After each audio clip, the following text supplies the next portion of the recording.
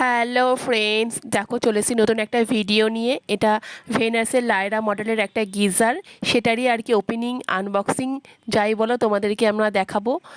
এটা আমাদের বাথরুমে লাগানোর জন্য গিজারটা আমরা কিনেছি, ভেনাসের আর কি গিজারটা।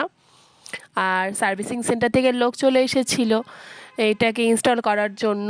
আর এইদিকে আমার ছেলে দুষ্টুমি করেই যাচ্ছে, তার কোনো ঠিকানা নেই। মানে ও ও আর কি যতক্ষণ না খুলছে ততক্ষণ ওর শান্তি হচ্ছে না, যে দেখবে কী আছে এর ভেতরে, কী আছে, গিজারটা কেমন দেখতে।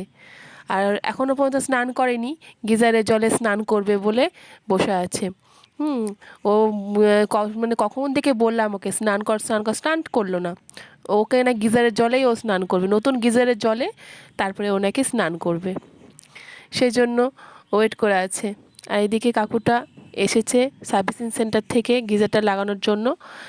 এখন গিজারটাকে বার করছে। দেখো গিজারটা দেখতে কিন্তু খুব কিউট, আমাদের তো খুব ভালো লেগেছে গিজারটাকে দেখে। এই দেখো, কারা কারা গিজারটা ইউজ করো একটু জানিও, ঠিক আছে? আর কেমন কি সবটা প্লিজ বলো আমাদেরকে। এই দেখো এদিকে লাগাচ্ছে, সেট করছে।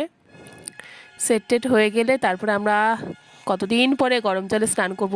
এমনি গরম জলে স্নান করি, ওই ইন্ডাকশানে গরম করে নিই, জল দিয়ে স্নান করি, কারণ এই ঠান্ডাতে ঠান্ডা জলে স্নান করা খুব কষ্টকর। যারা যারা করে তারাই জানে কি কষ্টকর।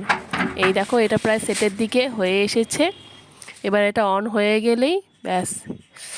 এই দেখো ব্লু লাইট জ্বলে গেছে, এটা রেড লাইট জ্বললেই ব্যাস অন হয়ে যাবে। ওকে, টাটা।